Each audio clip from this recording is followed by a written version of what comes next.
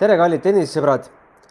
See kurb päev Eesti tennisistide jaoks hakkab Austraalias õhtusse jõudma, mõned mängud veel kestavad, aga tõepoolest siis täna Anett Kontaveit ja Kaia Kanepi pidid reketid Austraalia Openi kolmandas ringis kahjuks pakkima.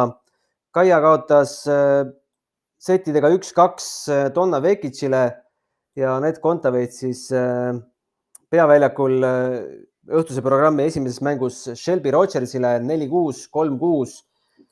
Minu nimi on Gunnar Leheste ja võtame täna selle tennisepäeva kokku koos Riho Kalluse ja tennisetreeneri Rett Reimaliga. Tere teile! Tervitus!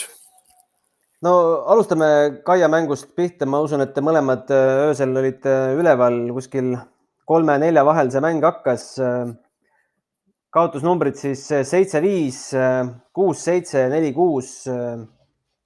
Mis Kaia mängust silma jäi, millest täna Kaial võis puudu jääda, Rett?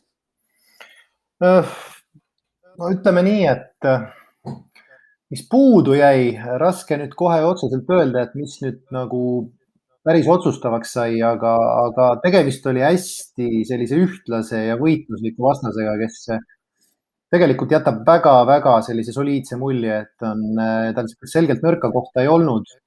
Väga agressiivselt mängis Vekic üllatavalt, et aga Kanepi-suguse mängija vastu suutis Kanepi tegelikult surve alla panna kõvasti, mis ei ole väga tavaline, kui Kaia mängib. Ja Kaial võib-olla oli niimoodi, et ütleme esimene sett, ma seda mängu jälgisin otsast lõpuni, et esimene sett läks siis servide hoidmine vastastikku ja siis seal ütleme siis 6-5 peal mängis siis Vekic ühe veidike ebakindlama game'i, kus ta siis tegi 3 lihtviga. Tegelikult oli täiesti võrdne esimene sett, mõlemalt poolt head servimised, hea esimene, hea teine serv, mõlemad servisid stabiilselt ja lihtsalt seti lõpus oli veidike ebakindlam Vekic. Ja teise seti alguses läks, ühesõnaga tekkis, mulle tundus seal teise seti keskpaigas oli selline huvitav hetk, kus mulle tundus, et kas siis Kaia oli võib-olla veidike muutus ebakindlaks ja veidike emotsioonid said võimust, et natuke liikumine oli tal häiritud, kuigi ta on praegu väga heas füüsilises konditsioonis, liigub väga hästi. Aga ta seal teise seti keskpaigas tundus kuidagi, et liikumine läks veidi sassi, liikumise koordinatsioon ja võib-olla siis nagu muutus veidike ärevaks, raske öelda. Mulle tundus, et võis veidi olla selline väike mentaalne kõikumine tal tekkis, väike selline ebakindlus. Ja need vahed on nii väiksed, et see võis juba sellesse mängu pöörde tuua. Ja teise seti lõpp tukkus natukene ise ära seal tiebreakis. No, aga tuli otsustavas väga hästi mängu tagasi ja olid täiesti võrdsed võimalused mõlemalt poolt, et mängu tase oli väga kõrge ja kui Kaia võib-olla päris täna lõpuni oma kõige paremat mängu ei mänginud, siis ta mängis ikkagi väga soliidse esituse, tegi väga heal tasemel mängis ja seal oli, nagu me teame, matšpall Kaial. Ja matšpalliga oli ka selline lugu, et tegelikult väga hästi tuli kolmandas setis mängu tagasi, andis endale võimaluse ja matšpalliga oli lihtsalt selline lugu, et reaalselt sealt edasi need 3 punkti selle game'i lõpuni mängis Vekic briljantselt. Servis hästi ja lõpetas kõik 3 punkti reaalselt winneritega. Et seal ei saa ette heita mitte midagi selle koha pealt, et oleks seal midagi, kas jätnud võimaluse kasutamata või midagi sellist, et seda ei olnud seal. Nii et no, hea mäng. Otsa vaadates Kaialt 46 äralööki ja 44 lihtviga, vastasel 38 ja 34. No 10 lihtviga rohkem Kaia, kas need võis ikka otsustavaks saada? No võis jah, see kõik selle võib panna mingis mõttes teatud hetkedel sellise hetkelise ebakindluse arvele, et võib-olla ta ei mänginud tavapärast sellist enesekindlat mängu, mida me oleme nüüd 2 nädalat tema esituses näinud, võib-olla kogu aeg, et alates seal teise seti keskpaigast, mulle tundus. Aga tuleb ka arvestada sellega, et eks juba on mänge all, on väsimust, tuleb arvestada sellega, et tegemist on selliste ringidega juba, kus on pinged teised ja Kaia, me teame ju Austraalias polegi 4. ringi jõudnud ennem, muidugi ka Vekic polnud jõudnud, et kõik need asjad mängivad ka mingil määral rolli ja fakt on see, et pinged olid mõlemal üleval ja täna võib-olla siis nõks paremini tuli nendega äkki toime siis Vekic, et Vekic mängis supermängu tegelikult ja tal tuleb silma peal hoida kindlasti. Riho, mis sulle silma jäi? Kaia ise ütles pressikonverentsil, et eks need mängud ja see finaali jõudmine avaldasid oma muljet ja mõju, et kas sa oled nõus, et siin võis väsimusega tegemist olla? No kõigepealt ma tahaksin muidugi väga-väga kiita Kaiat, et need 2 nädalat, mis Kaia on mänginud, millises vormis, millised lahingud, ma ei oleks seda uskunud, et ta suudab praktiliselt oma karjääri parimat tennist mängida. Kokkuvõttes absoluutselt 5 pluss 2 nädalat Kaia poolt. Et tänane mäng oli ikkagi võrdne võrdsega lahing ja nagu ka Rett ütles, et natukene esimese seti alguses lõppu andis tegelikult Donna Vekic ise ära ja võib-olla ainukene asi, mis võib Kaiale veidikene nagu, millega ta tõenäoliselt ise rahul ei olnud, oli ikkagi see teise seti lõpp ja see hetk peale seda matšpalli ja võib-olla ka natukene 3. seti algus, kus tuli neid sundimatuid vigu võib-olla natukene rohkem kui ülejäänud mängufaasis, aga vaatamata sellele suurepärane esitus Kaialt ja mul isiklikult oli väga hea meel, ma väga kartsin vaadates eelmise ringi mängu ja nägin ka, et Kaial oli vasak reis kinni seot teibitud, et täna ta tuli väljakule ju ilma teibita, et ma ise mõtlesin, et kuidas ta üldse suudab täna mängida ja mis tal see jalg võib teha, aga ei olnud häda midagi ja ma loodan, et ta saab nüüd siin piisavalt puhata ja näitab meile neid suurepäraseid mänge veel ja veel. No huvitav on ju see, et punktid jäid ju tegelikult täpselt võrdseks, 115. Kaia ütles ka, et sellist mängu on väga valus kaotada. Aga täpselt nii oligi ja nad on tegelikult väga sarnase stiiliga mängijad mõlemad, ütleks, et mõlemad on agressiivsed, mõlemad servivad hästi, võib-olla Kaia mängu esimeses faasis ja alguses natuke paremini kui Donna Vekic jällegi mängu lõppfaasis paremini. Ongi sarnased mängijad ja seda näitab ka statistika ja punktid. No seal ma lisaks ma toetan Rihot 100%. Ma toetan Rihot 100% selles osas, et Kaia on väga heas konditsioonis esiteks. Kindlasti Indrek Tustit on väga head tööd teinud temaga füüsilise ettevalmistuse koha pealt ja teame ise, kui pühendunud sportlane Kaia on läbi karjääri olnud. Kui palju ta näeb vaeva praegu sellist karjääri hilisema staadiumis enda konditsioonis hoidmisega ja Kaia on ise selles suhtes super tööd teinud. Ja lisaks on näha väljakul, kohe on näha, kuidas ta kaitses on paremini mängima hakanud, kasutab lõikeid väga oskuslikult, mängib väga osavalt, kusjuures ka võrgus. Ja tõesti siin erinevate tennistreeneritega olen ka suhelnud ja enamus on sellisel arvamusel, et kui Kaia küll ise ütles, et niimoodi on raske öelda, kas ta on elu parimas vormis, sest lõpuks vanust on ka ju. Aga võib küll öelda, et väga seal elu parima vormi lähedal on küll, et lihtsalt vanust on rohkem, aga ka kogemusi on ju juures, nii et siit tuleb ainult positiivne kaasa võtta, nagu Riho ka ütles, et tegelikult nii Kaial kui ka Netil, et jah, see eelmine nädal mängis oma rolli kindlasti, see finaali jõudmine ja see väsimus tegi ka oma töö, aga kindlasti tuleb arvestada sellega, et Vekic tegi suurepärase mängu ja Vekic arvestades seda, kui agressiivse stiiliga mängija on Kaia, siis Vekic suutis Kaiat surve all hoida. See juba räägib selget keelt, mis mängijaga tegemist on. Aga mis tegelikult Kaia puhul, ma loodan, et jääb ikkagi domineerima sellel Australian Openil ja mille poolest teda mäletama jäädakse, on ikkagi see teise ringi võit Sofia Kenini üle. No see ei olnud mitte kellelegi üllatus, Kenin tuli juba väljakule üsna loiu ilmega ja paljud on öeldud, et eks ta kaotas selle juba enne, kui väljakule astus. No me ei jõudnud eelmine kord 2 päeva tagasi peale seda tennise päeva siin kuidagi kokku saada, aga milliseid emotsioone tekitas siis Kenini võit? Rett ja Riho mõlemad. No ma ütleks alustuseks, proovin lühemalt siis, et Riho saab oma arvamust juurde öelda selle koha pealt, et seda mängu ma nägin ka mitte otsast lõpuni, aga suures osas nägin, et jah, ma arvan, et mängis oma rolli, nagu Kenin ütles, et esiteks see, et ta tiitlikaitsjana esiteks ei tulnud nende pingetega piisavalt hästi toime. Ja ta teadis juba ette, et kellega tal tegemist on ja Kaia on heas vormis, ta realiseeris oma selle vormi selles mängus ja natuke Kenini stiil sobib ka Kaiale, ma arvan. Pluss Kaia tunnistas ise, et ta servib väga harva nii hästi. nagu tal sel päeval õnnestus. Nii et seal kõik need nagu asjaolud langesid väga hästi Kaia jaoks kokku. Nii et selles mõttes seda ei saa, ma arvan, isegi väga suureks üllatuseks pidada tegelikult, antud olusid silmas pidades. 10-1 äsad, ma lihtsalt vahemärkusena ütlen.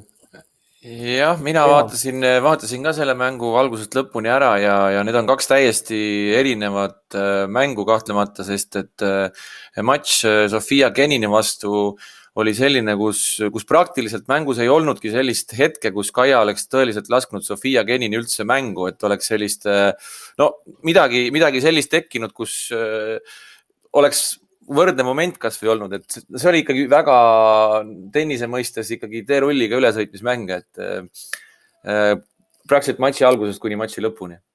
Et fakt oli see, et Kenin ise kas nüüd kaotas enne mängu selle ära või mis iganes mängu ajal, aga fakt oli see, et mentaalselt ta ei tulnud selle olukorraga toime. Pluss Kaia väga hea mäng. Et sellepärast oligi nii ühepoolne. Aga täna siis Anett Kontaveit ka sai maitsta, mis tunne on mängida Rod Laver areenal, aga kahjuks tühjal tribüünil. No sellest saame ka veel rääkida, miks need tribüünid siis ikkagi tühjaks jäid. Ja kaotus tuli numbritega 4-6, 3-6 ja sai vähem kui pooleteist tunniga see mäng õhtusse. No, te olete lugenud neid Kontaveidi pressikonverentsi lauseid ka nüüd. Et väga selgelt tunnistas, et need lõpuks nüüd 2 nädalat, mis ta täiesti toas istus ja ilma treenimata, õues treenimata, toas küll natukene midagi sai teha, aga hakkasid tunda andma ja vist luges praktiliselt kõik kehaosad pöidlast varvastini ette, mis ta kõik seal tundis ja mis häda juba teevad.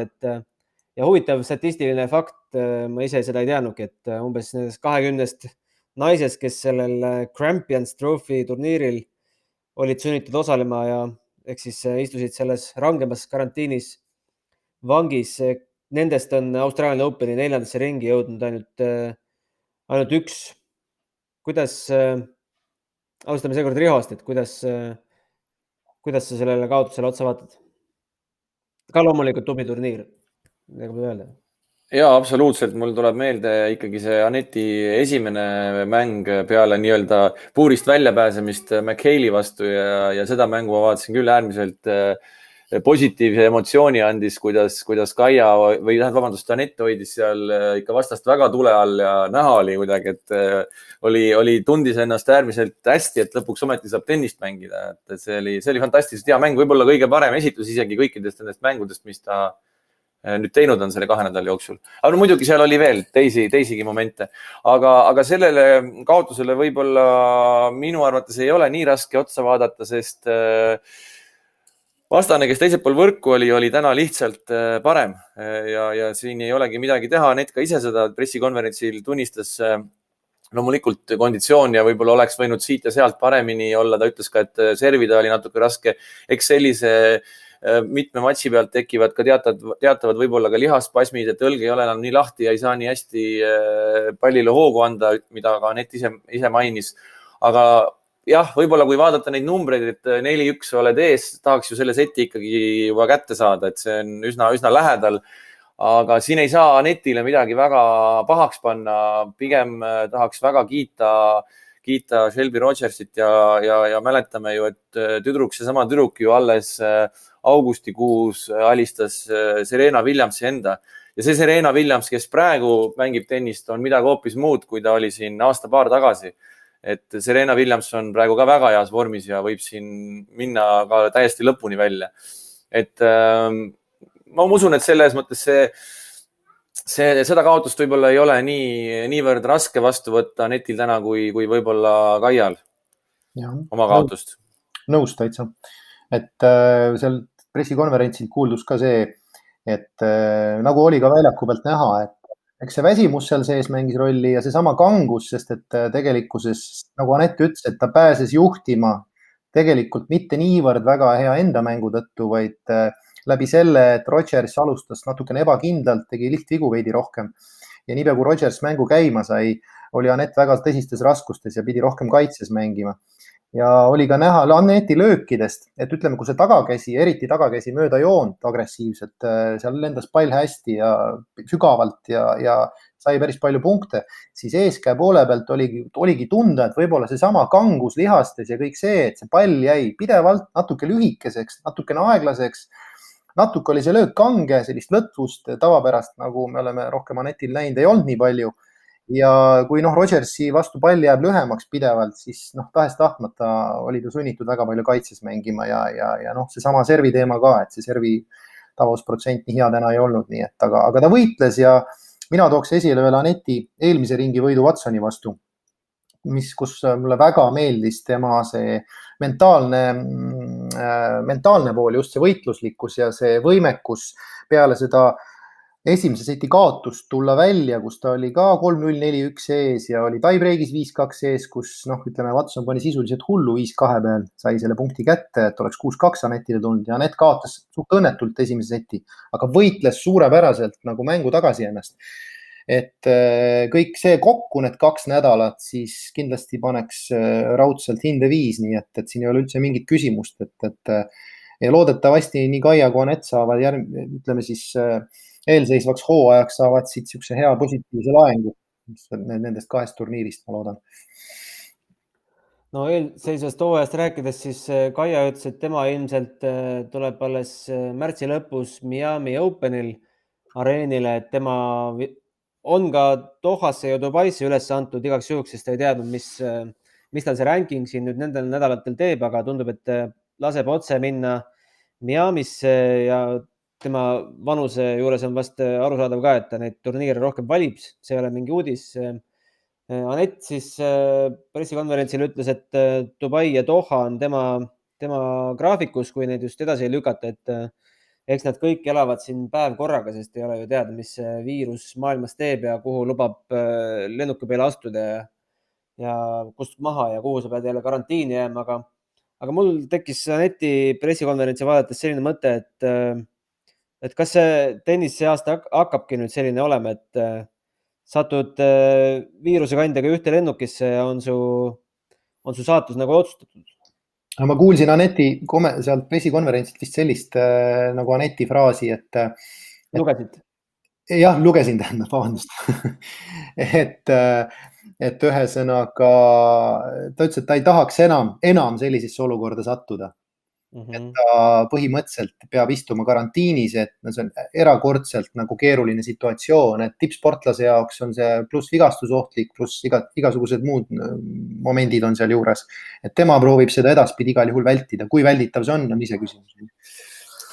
Aga mida ma tahtsin võib-olla lisada, rääkisid siin ka rankingust, kui me vaatame nüüd, Anet natukene küll kaotas punkte, tal eelmisest aastast olid veerandfinaali punktid kaitsta ja seal on variant, et veel mõni mängija läheb mööda, hetkel ta seal 23. positsioonil on, aga iseenesest mõlema tüdruku jaoks on kõik kontrolli all. Anetil on endiselt paigutus Grand Slamidel ja Kaial on nüüd selline ranking, mis võimaldab tal ka praktiliselt suurturniiridel kõikidel mängida, et Kaia saab rahulikult võtta ka pausi täpselt nii, nagu tal vaja on, et iseenesest siin ei pea nagu lõhki ennast tõmbama siin mõne edetabeli koha pärast. Nojah, see just need 2 nädalat olid Kaia jaoks väga olulised praegu, selles mõttes, et ta sai oma edetabeli kohta märgatavalt parandada, eks ta nüüd ka tõuseb ju lisaks seal, need Austraalia punktid tulevad ju ka veel juurde talle, nii et jah, Austraalia punktidega praegu ta on 60. positsioonil. 60 on juba korralik, et sellest tasub ka olümpiale kaasa võtta. Aga mis ta olümpia kohta ise täna ütles, et see ei ole veel üldse sugugi kindel, et kas see üldse toimub ja eks siis paistab. Aga räägime, tahtsin midagi öelda? Ja, ma tahtsin öelda, et ükskõik kas toimub või ei toimu, tema on enda töö teinud oma poolt, et kõik selleks, et ta sinna pääseks, et seda oligi vaja. Aga turniiril juhtus ju eile hoopis eriskummalisi asju, et ma pole sellist tennisematši näinudki, kus võib-olla ajaloos on kuskil seal enne esimest või teist maailmasõda toimunud, et publik aetakse välja keset suurepärast 5-setilist lahingut. Novak Djokovic ja Taylor Fritz said siis tunda Rod Laver Arenal eile õhtul, kui kell kukkus 23:30, pidid kohalikud minema kodudesse teki alla, sest 23:59 hakkas kehtima eriolukord seoses väikse viirusepuhanguga seal, mis sai alguse Melbourne'i lennujaama Holiday Inn karantiini hotellist ja 13 on siis see number, mis tekitas Victoria osariiki üldise lockdowni 5 päevaks. Võib-olla leevendatakse seda, kui siin numbrid rohkem ei kasva, aga hetkel on siis 5 päeva selline seis ja ma ei tea, vaatasite seda mängu? Ja mina vaatasin seda mängu ja see oli loomulikult äärmiselt kummaline mäng. Taylor Fritz oli ju 2-0 settidega taga ja kolmandas setis Novak Djokovic ka pärast pressikonverentsil ütles, et ta oli ikkagi väga-väga lähedal sellele, et minna ja see käsi ära suruda. Ma parandan sind, pressikonverentsi ei olnud. Laused edastati lihtsalt ajakirjanikele, sest ta... Sorry, kas see mitte pressikonverents, vaid see oli peale mängu intervjuu, mida ma vaatasin. Ja live intervjuu, mida ma vaatasin, mitte pressikonverents. Jah. Et ta ise tunnistas ka, et ta oli väga-väga lähedal sellele, et ta läheb ja surub käe ära ja praktiliselt ta 3.-4. sett ju ütles, et ta ainuke asi, mida teha sai, oli servida, et ülejäänud liigutused olid kõik väljaku peal halvatud ja see võib-olla ühel hetkel mängiski kätte ka Taylor Fritzile, et see on alati väga keeruline, väga raske, kui sul vastane on vigastatud, aga sa pead mängima endiselt nii, nagu sa mängid. Ja juhtuski see täpselt, mis tavaliselt juhtub, et 5. setis Novak Djokovic tundis ennast natukene paremini ja see valu ei andnud enam nii palju tunda, aga siis oli teine mees juba halvatud. Ja 6-2 otsustav sett Djokovicile, aga loomulikult suur küsimärk on, mismoodi tema astub väljakule 4. ringis Milos Raonici vastu ja kas üldse Novak Djokovic saab seda turniiri jätkata?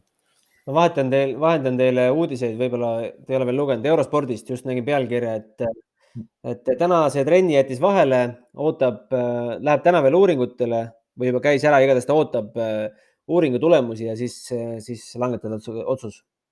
Aga selles mängus oli ju ikkagi, see on ikka väga hea näide sellest, et kui tugevad, ütleme siis need maailma absoluutsed tipud vaimselt on. Et tegelikult see reaktsioon ka peale mängu lõppu, seda mängu niimoodi pingsalt ei jälginud, ma mingeid episoode nägin, aga nii nagu ka nägijad mulle kirjeldasid, kes nägid mängu, siis reaalselt ikkagi see vaimne tugevus ja see reaktsioon peale mängu lõppu, et kui oluline tema jaoks oli tegelikult see mäng ikkagi lõpuni mängida ja üritada sellest situatsioonist tulla välja.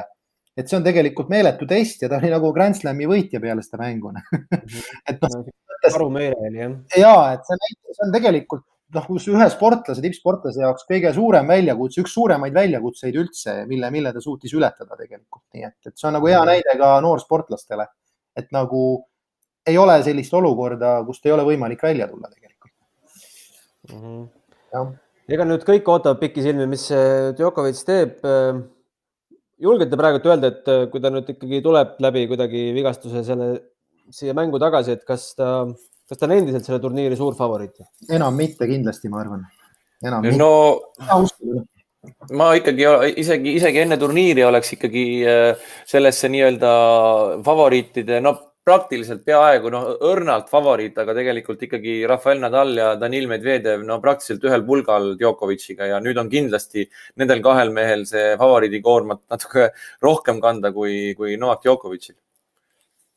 Danil Medvedev täna Krajinovici vastu madistas, kõik see nüüd oli 3 tundi ja 6 minutit näitab mul flashscore, et viimane set küll 6-0. Jätab teile praegu Medvedev veenva mulje? Ei vaadanud seda mängu täitsa. Vabandust, räägi. Ei, ma ei ole palju näinud ta mänge, aga nii palju, kui ma nüüd jälginud olen, siis jah, teda peetakse üheks suureks favoriidiks ja ma arvan, et kui tal neid 5-setilisi mänge nüüd järjest palju ei tule, siis ta on jätkuvalt väga suur favoriit. Et õnneks tal täna ka on ju need setid ei olnud ju väga pikad tegelikult, nii et ta on jätkuvalt kindlasti suur favoriit. Et ma arvan, et temaga tuleb tõsiselt arvestada. Tahaksin välja tuua ühe mehe, kes minu arust on siin Austraalia Openil väga häid mänge näidanud ja kes on väga hea soos, on Stefanos Tsitsipas. Et võib-olla on nüüd ka tema võimalus ja kord siin natuke kaugemale jõuda. Loomulikult tabel ei ole tal lihtne, et on Berrettini 4. ringis ja juhul, kui peaks see mäng nii minema, siis veerandfinaal on ju Nadal seal võimalik vastane. Aga no Berrettiniga ju, kui sa nägid, seal Berrettinil olid tõsised probleemid, et tal oli, kas oli siis kõhulihase mingi venitus või oli külje, no ühesõnaga, et ta oli tõsiselt hädas seal 3. setis, ta kutsus füsioväljakule ja tegelikult ta läbi häda suutis 3 võita, et kui seal oleks 4. läinud, ma ei ole kindel, mis seal toimunud oleks. Et ühesõnaga, tal oli ka probleem, nii et me ei tea, kui tõsine see on selles mõttes. Selline olukord. Aga tundub, et ka Djokovicil oli kõhulihase vigastus, sest räägitakse siin abdominal injury. Sama õigesti aru, see on ju kõhulihas. jah. Et kuigi eile jäi mulje, et seal midagi puusaga, aga ega seal eile täit sotti ei saanud. Aga mis te arvate naistest, kes seal kinni paneb? No Riho tõi välja Serena nime, ma olen selle koha pealt ma olen nõus, et Serena on alati, kui Serena mängib ja ta on kindlasti üks favoriite. Miks mitte, seesama Kaia Alistaja, Donna Vekic on võimeline üllatama, aga seal on nagu see ring on laiem oluliselt, et naistel on täiesti, nagu öeldakse, täiesti lahtine on see asi, et sealt võib tulla esile. No näiteks Mertens on minu jaoks oli väga hea mulje, jättis ka finaalis Kaiaga eelmisel turniiril ja praegu on Mertens väga kindlalt oma vastaseid alistanud, nii et neid nimesid võib seal veel mitu tuua, aga kindlasti ka Mertens on üks selline kandidaat. No naiste turniiril kahtlemata tabeli alumise poole 4. ringi 3 mängu, mis on väga-väga tugevad. Muguruza, Osaka, Sabalenka, Williams ja Swiatek, Halep, et need on kõik, need mängijad on kõik väga hea soos ja väga tugevad mängijad. Mina loomulikult isiklikult tooks välja Naomi Osaka kogu turniiri võidu peale ka. Aga jah, naistel on need kaardid lahtised nagu alati. Seal on ju 10 nime põhimõtteliselt. No täpselt, jah.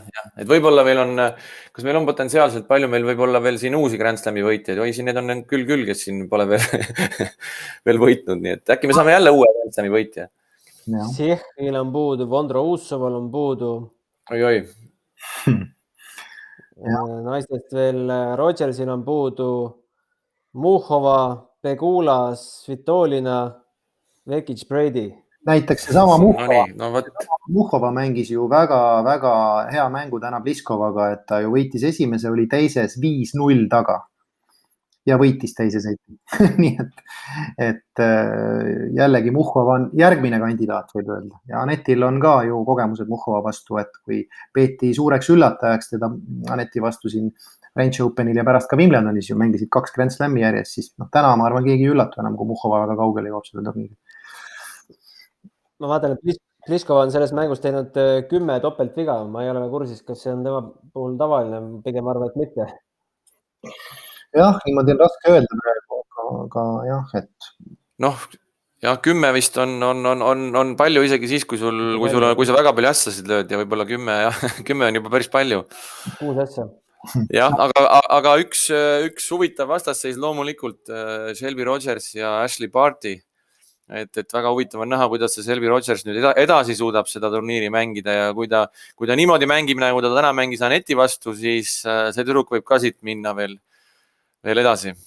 Muidugi Ashley Barty on väga raske vastane. Just, me ka Barty nime ei nimetanud, et Barty on järgmine kandidaat seal. Aga mis neid topeltvigu, siis omal ajal ju on võidetud lausa mänge, nii Kurnikova kui Šarapova võitsid mänge 45 topeltveaga, mis on teoreetiliselt võimalik. Nii et lihtsalt naiste tennises, no lihtsalt see serv on nii palju arenenud naiste tennises viimasel ajal, et nüüd imestatakse 10 topeltveaga. Mina, Rett, olen kuulnud, et on selline kombinatsioon pokkeris nagu As kuningas, Anna Kurnikova, looks good but never wins, et ma ei teadnud, et ta niimoodi. No näed, et sealt see veel tuleb võib-olla, jah. Aga ma tahaksin meeste poolelt veel välja tuua sellise nime nagu Aslan Karatsev maailma 114. reket lülitas konkurentsis 8. paigutusega Diego Schwartzmanni eile 6-3, 6-3, 6-3 tunni ja 54 minutiga reketid pakitud.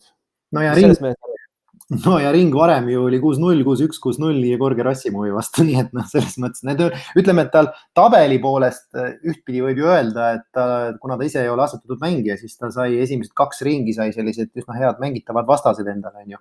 Aga noh, nüüd see 3. ringi võit Schwartzmanni üle vaieldamatult. Schwartzmann vist kommenteeris, et no, mis ma teha saan, kui ta nii agressiivselt mängis ja mis ta tegi seal 50 winnerit või palju ta neid äralööke tegi seal. Nii et, 50 oli, jah. Et noh, selles mõttes ilmselgelt agressiivselt mängis ja Schwartzmann tunnistas, et tal variante tegelikult ei olnud. Nii et noh, jällegi üks selline mängija, kes on hea, kui selliseid uusi nimesid juurde tuleb, kes koputavad uksele, nii et ta ei ole ju ka esimeses noorus, et ta on seal kuskil, kas ta on 28 või 27-aastane. 28 oli, jah. Ja koos ju omal ajal ka Jürgeniga koos treeninud, nii et ühesõnaga väga lahe, et sellised mängijad kerkivad uuesti esile. Aga igatahes jälgime, kuidas Australian Open siin edasi lahti rullub. Kindlasti väga põnev teine nädal on ees ootamas ja ega seegi nädal veel lõppenud ei ole. Homme veel ka 4. ringi mängud. Aitäh teile, Riho ja Rett. Kahju, et meiega nii läks, aga tennis paneb edasi. Absoluutselt. Absoluutselt. Aitäh kuulamast ja kena päeva. Kena päeva.